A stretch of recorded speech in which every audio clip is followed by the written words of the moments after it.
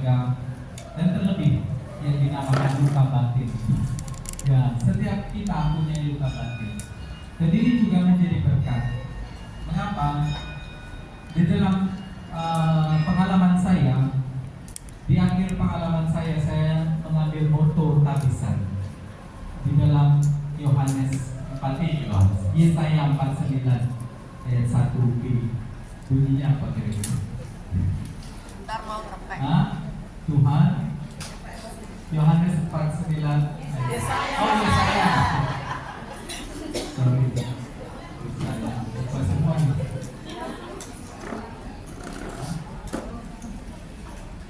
Yesaya 49. Tuhan, ayat 1. 49 ayat 1. Ayat 1. Tuhan.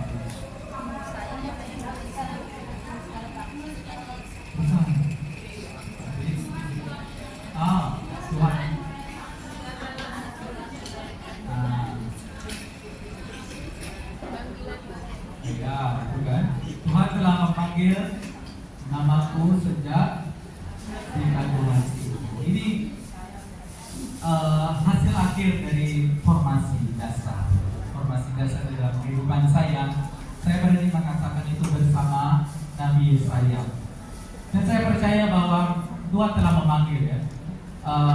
Ada juga cerita di dalam keluarga saya, ibu saya mau menggugurkan saya.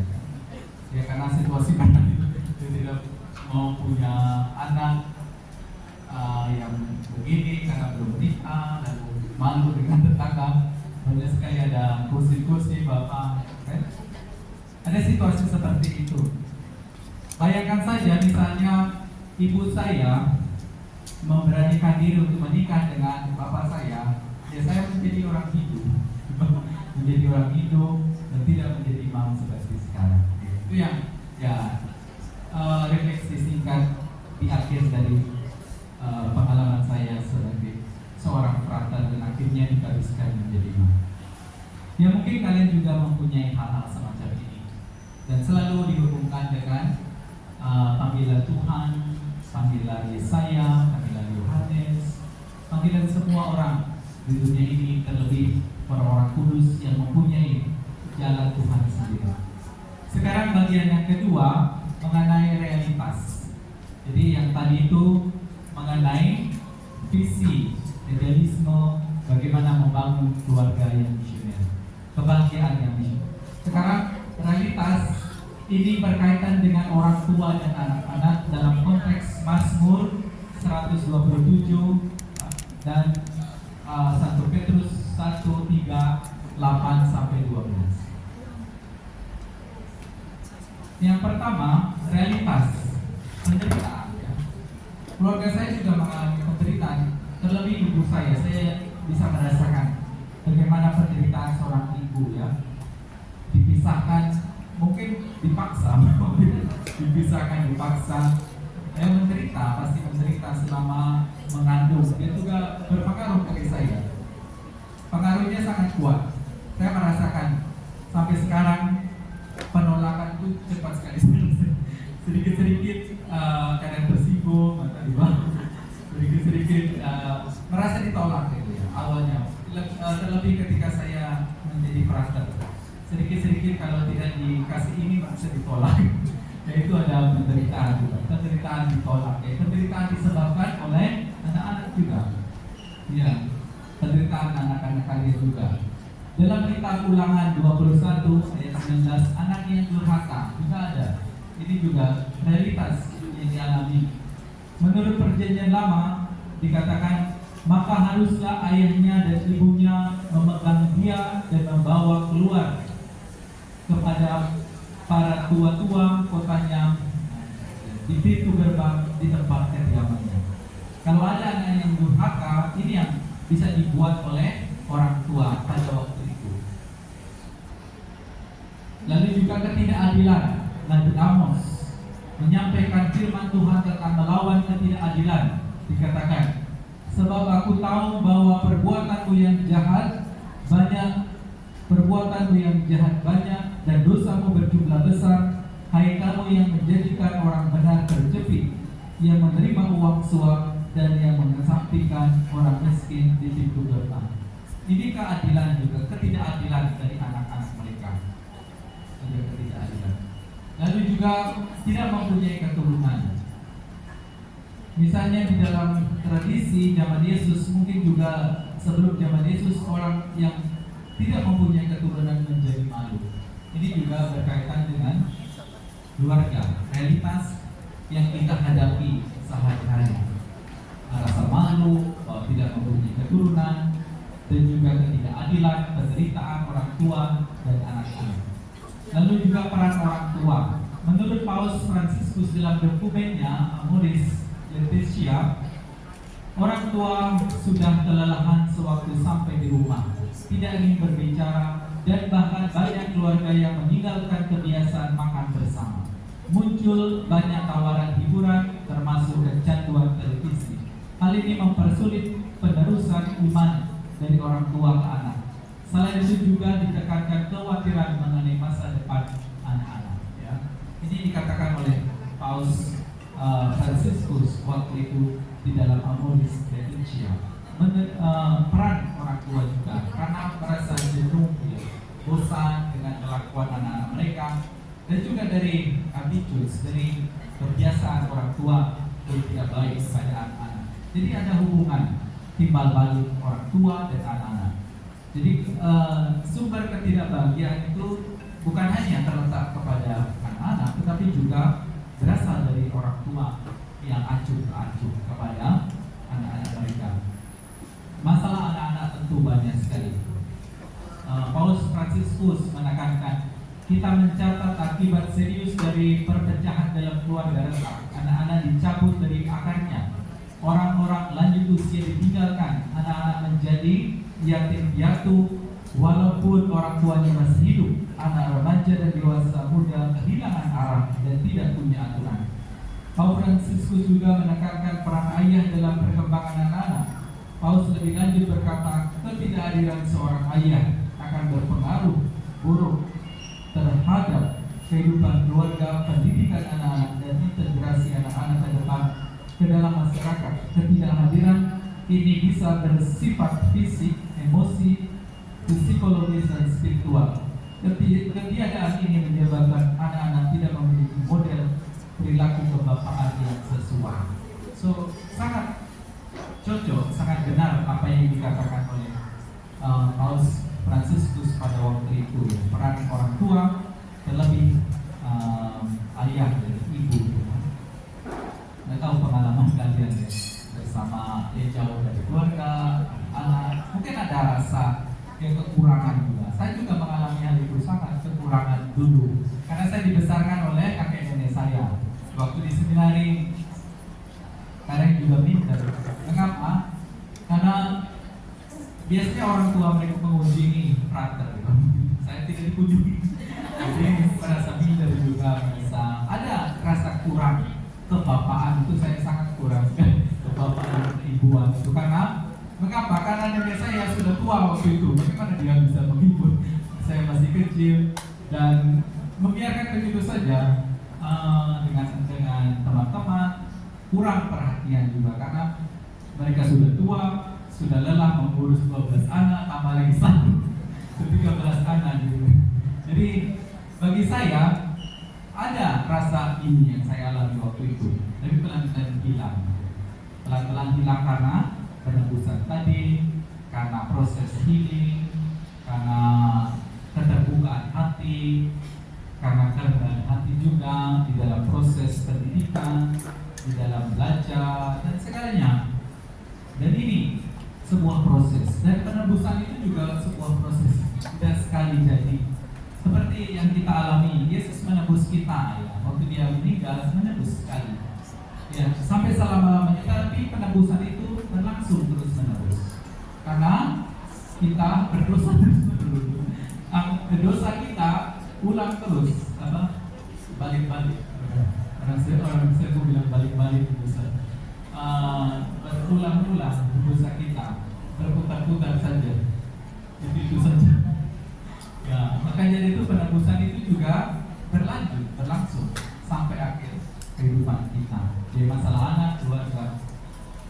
Dan yang saya alami juga, ya, sama juga kalian alami, tidak hanya keluarga, tetapi juga dengan orang-orang di sekitar. Mengapa? Karena pertumbuhan kita, perkembangan kita sebagai manusia tidak hanya fokus di dalam keluarga. Gereja Katolik percaya bahwa keluarga adalah gereja kecil, domestic church. Ya.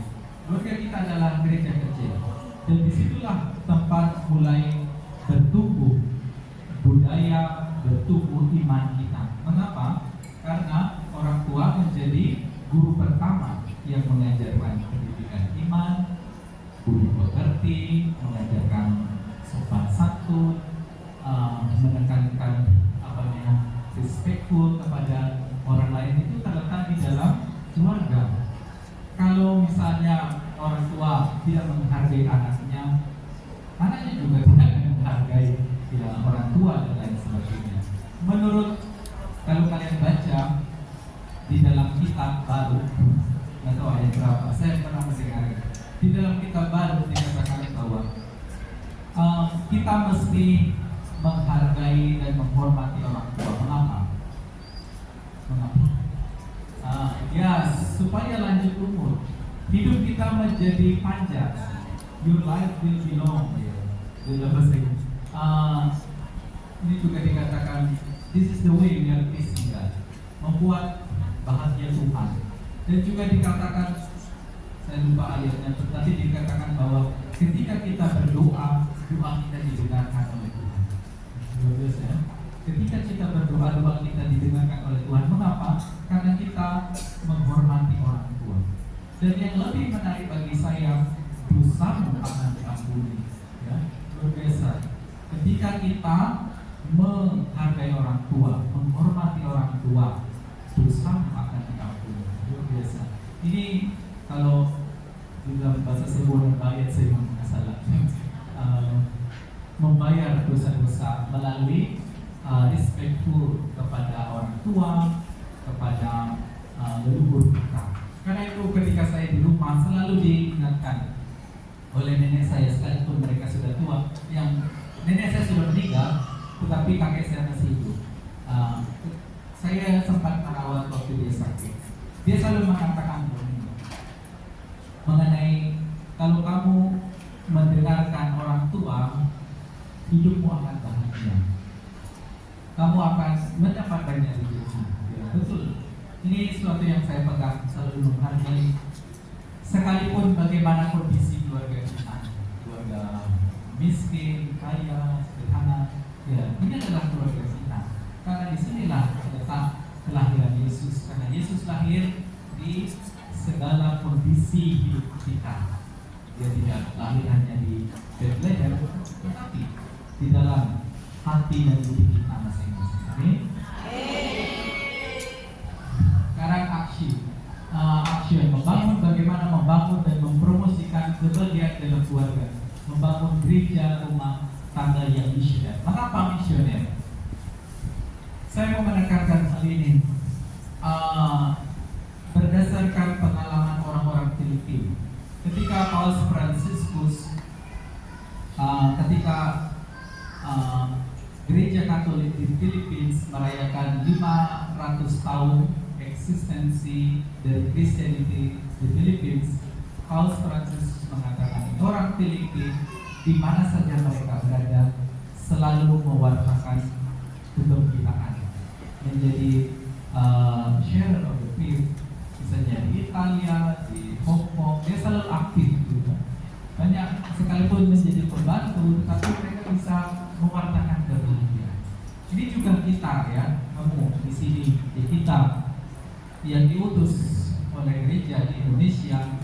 Saya sebagai imam, kalian sebagai ibu partners, co-missionaries, sebagai faithful juga diutus, ya.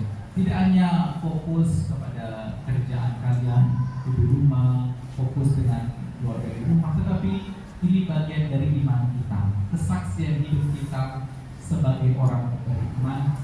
Dimanapun kita berada, rumah tangga kita hendaknya bersifat misioner. Mengapa? Kenapa missionary? Kenapa? Karena kita semua adalah missionaris ya. Ketika kita menerima pembaptisan, kita diutus menjadi nabi, imam, dan raja. Ini adalah keputusan kita. Dan menurut Paus Fransiskus yang mengatakan,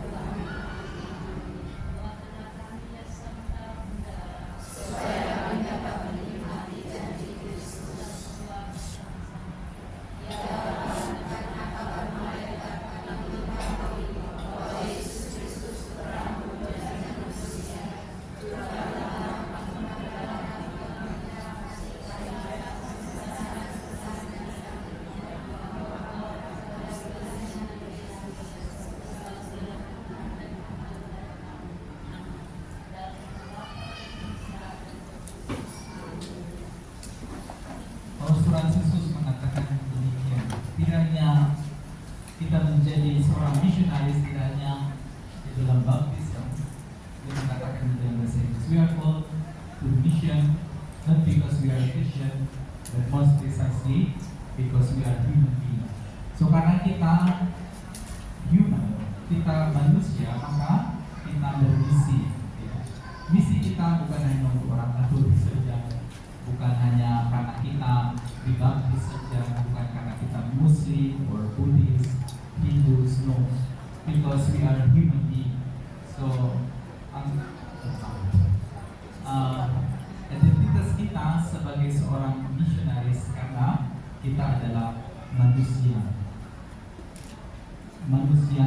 yang khusus.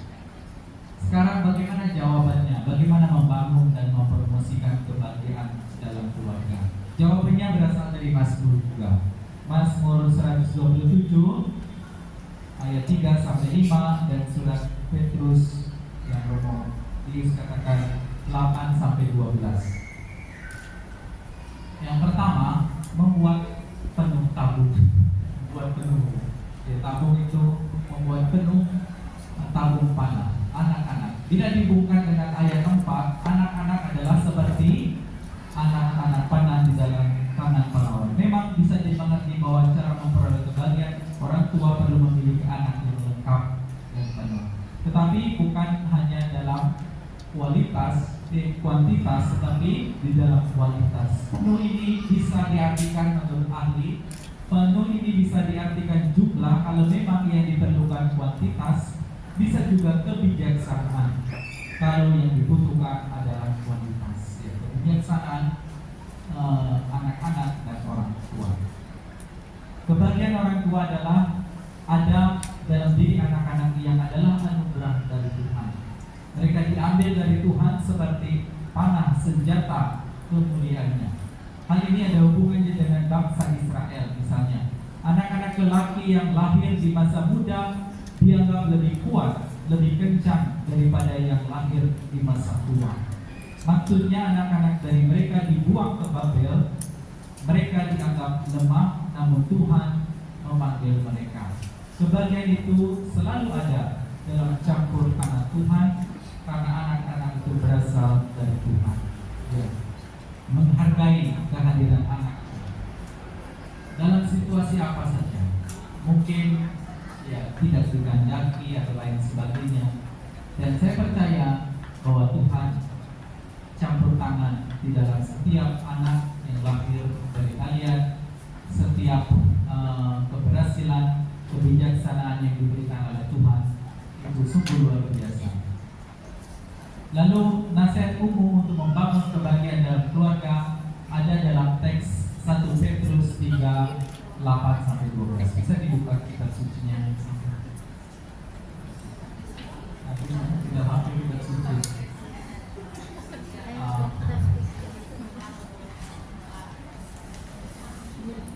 Sesungguhnya teks ini merupakan nasihat umum untuk seluruh komunitas.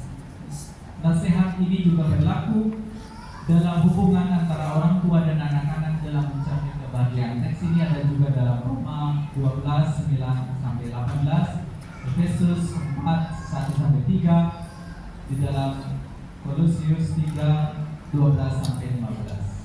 Bunyinya ini, ayat 8. Dan akhirnya hendaklah kamu semua seia sekata, seperasaan, mengasihi saudara-saudara, penyayang berbagi hati. Ini saja jawabannya. Yang pertama, unity of spirit, seia sekata. Seia sekata mempunyai orientasi atau tujuan yang sama, yang ingin menyenangkan Tuhan. Bukan berarti bahwa harus menuruti kehendak orang tua, menuruti kehendak anak, tidak. Menurut kitab suci, seia sekata berarti menyenangkan Tuhan. Hidup kita selalu berorientasi kepada Tuhan, selalu ada hubungannya dengan Tuhan. Maka dari itu, saya sering mengatakan kepada umat saya di sana, ada 3 hal penting di dalam hidup kita. Yang pertama, God's will, God's way, and God's time. Apa itu? God's will, kehendak Tuhan. Yang kedua, bagaimana cara Tuhan, God's way, and God's time. Selalu ada waktu Tuhan untuk datang. Kalau kita menghubungkan hidup kita selalu dengan kehendak Tuhan dan cara Tuhan dan waktu Tuhan, maka ada kebahagiaan. Dan ini menyenangkan saya sekata seperti kehendak Tuhan, berasal dari iman dan cinta yang sama, menghargai perbedaan, mempunyai satu pikiran tentang Tuhan dan bersatu dalam pikiran Tuhan. So seia sekata di dalam tugas kalian sebagai murid-murid Tuhan. Kalau dalam bahasanya Pope Francis mengatakan, we are missionary disciple. Tidak hanya missionary tetapi disciple. Apa artinya? Ya, sangat menarik. Saya senang dengan perspektif dan pengertian Pope Francis yang dulu sudah meninggal. Dia mengatakan kita orang Katolik tidak hanya cukup menjadi missionary, but we are missionary disciple. Kalau kita missionary, ya kita diutus ya menjadi mission. Tapi di dalam perutusan kita masih sebagai seorang murid. Ya. Apa yang menjadi attitudes atau apa yang menjadi karakter dari seorang murid? Yang mau belajar terus, mau belajar, rendah hati, mendengarkan. Maka dari itu, Paus Fransiskus selalu mengatakan, you are the missionary disciples. Tidak hanya kita menjadi misionaris ya, bekerja di luar negeri, bekerja di dalam negeri, tetapi menjadi seorang misionaris yang mempunyai sifat kemuridan, punya sifat seorang murid juga. Kemuridan artinya selalu mau belajar, rendah hati, mendengarkan yang lain, dan ada keinginan untuk tahu. Ya, inilah sebuah hal yang menarik yang diajarkan oleh Paus Fransiskus. Lalu yang kedua adalah bagaimana membangun kebahagiaan di dalam keluarga dalam konteks misionaris adalah simpati, seperasaan, feel with, merasakan apa yang dirasakan oleh orang lain. Paulus mengatakan, bersukacitalah dengan orang yang bersukacita dan menangislah dengan orang yang menangis. Menderita bersama, share. So feel with, ya. Kalau Yesus, di zaman Yesus tidak hanya dia tidak hanya move because pity for others, dia tidak hanya merasa dia membutuhkan untuk membantu orang lain, tetapi seperasaan. Apa artinya seperasaan? Seperasaan beda rasa atau dalam bahasa lainnya begini, apa namanya? Compassion itu feel with, seperasaan. Ada perbedaan menurut Paus Fransiskus. Ketika kita membantu orang, tidak hanya for the poor but of the poor. Apa bedanya? Siapa yang pintar bahasa Inggris? Ketika kita membantu orang, tidak hanya for the poor but also of the poor. Apa artinya kira-kira? Kita membantu orang lain itu bukan hanya objek di dalam hidup saya. Saya membantu, ya oke, setelah itu terserah kamu. Tetapi kita membantu orang lain itu menjadi bagian dari kita. Not only for the poor but of the poor. Artinya bahwa orang lain itu tidak hanya objek dari hidup saya, tetapi subjek. Kita equal, sama di mata Tuhan. Ketika kita menolong orang miskin juga, kita juga belajar dari orang miskin. Kita juga mendengarkan penderitaan mereka. Ini yang dinamakan compassionate, feel with, ya, seperasaan, simpati kepada orang lain. Ya, begitu juga ketika kebangkitan itu lahir bagi saya bersama-sama, ketika kita merasakan bahwa kita sama-sama menderita. Ketika di dalam tempat rantau misalnya merasakan penderitaan, ya, saya juga mendengar ya, waktu saya di Filipina, ya, ada juga apa yang kebakaran di sini, ya, kita merasa simpati. Juga di Philippines setiap 1 tahun itu ada 20 sampai 25 typhoons, ya, banjir dan sebagainya. Kami juga turun ke lapangan membantu mereka. Kami punya GPIC juga, Justice, Peace and Integrity Creation, ya, bantu mereka. Ya, misalnya kedatangan saya ke sini bukan hanya untuk rekoleksi ini saja, tetapi saya juga membuat laporan ke pimpinannya Yus di sini, karena distrik namanya di sini, superior distrik, karena Hong Kong province, Hong Kong distrik membantu tempat saya, membantu membangun sekolah. Nanti saya tunjukkan sesi sekolah, sekolah yang sangat sederhana. Kami membangun sekolah di sana dan sumber dananya berasal dari Hong Kong. Jadi ini adalah bagian feel with, ya, compassionate with other people, not as an object of our life but subject to the same. Yang ketiga, love of brothers and sisters, mengasihi sama saudara. Ini dikatakan di dalam 1 Petrus tadi. Hal ini bisa berarti mencintai orang yang saudara-saudarinya. Kita sama, saya orang Indonesia, mencintai, kasih orang yang percaya kepada Tuhan, jemaat perdana, karena mereka menjadi satu tubuh Kristus, menjadi saudara dalam Kristus. Spiritualitas, kerabatan, connectedness, belongingness melampaui keturunan darah. Jadi ketika kita mengasihi, di sinilah letak bahwa kita adalah saudara, bukan hanya sedaging. Ya, saya mencintai ibu saya berbuat baik kepada saudara-saudari saya, tidak hanya itu, tetapi melampaui itu, karena kita adalah part of the body of Christ, bagian dari tubuh dan darah Kristus. Ini yang penting, karena kita berasal dari satu yang sama. Tender of heart, compassionate dan penyayang, tindakan nyata pada sikap berbelas kasih, melampaui simpati. Contohnya adalah orang Samarita yang baik hati. Ini saya mau tekankan ini, Samarita yang baik hati.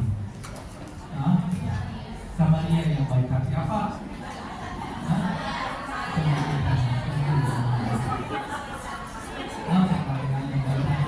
Apa yang menjadi kekasan yang bisa kalian refleksikan? Apa yang dibuat oleh orang Samaria yang baik hati? Ada satu hal yang menarik sebenarnya kalau kita renungkan. Siapa dia?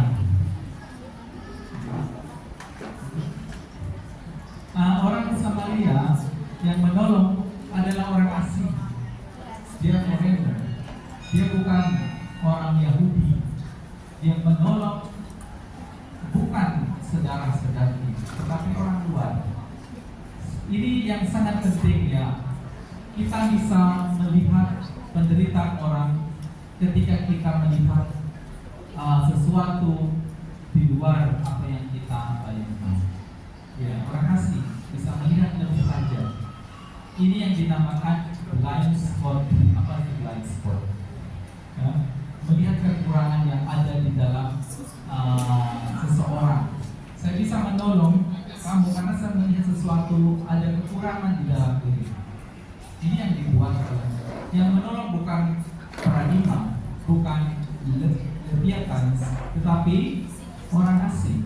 Ini yang ditekankan di dalam Injil bahwa ketika kita menolong tidak tergantung dari status kita, tidak tergantung dari siapa kita, dari mana kita, tetapi melihat blind spot yang ada di dalam setiap diri kita masing-masing. Amin. Oke, selesai. Sikap Yesus kepada orang berdosa juga. Yang selanjutnya menurut 1 Petrus, bukan menurut 1 Petrus, humble mind, rendah hati, pengakuan diri dan kepercayaan diri pada rahmat Tuhan, menjadi anak kecil, mengakui keberdosaan di hadapan kekudusan Tuhan, kekosongan diri di dalam terang Tuhan. Ini menjadi sumber kebahagiaan. Mengapa? Mengapa sikap kerendahan hati menjadi sumber kebahagiaan? Salah satu sumber kebahagiaan. Mengapa? Siapa yang tahu? Hah?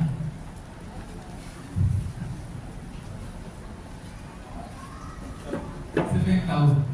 Mengapa kerendahan hati menjadi salah satu sumber kebahagiaan di dalam diri kita? Ada yang orang mengatakan bukan karena saya bahagia maka saya bersyukur, tetapi karena saya bersyukur maka saya bahagia. Ini dasarnya. Ya, ketika kita selalu bersyukur, rendah hati di hadapan Tuhan dan bersama, saya yakin hidup kita akan bahagia sekalipun ada masalah, ada kekurangan. Ya, ini rangkuman besarnya. So ada 5 kualitas dan karakter yang berkaitan satu sama lain, menjadi kunci dari kebahagiaan di dalam keluarga, mempromosikan keluarga yang misioner. Disinilah letaknya. Yang pertama, seria, sekata, rendah hati, seperasa,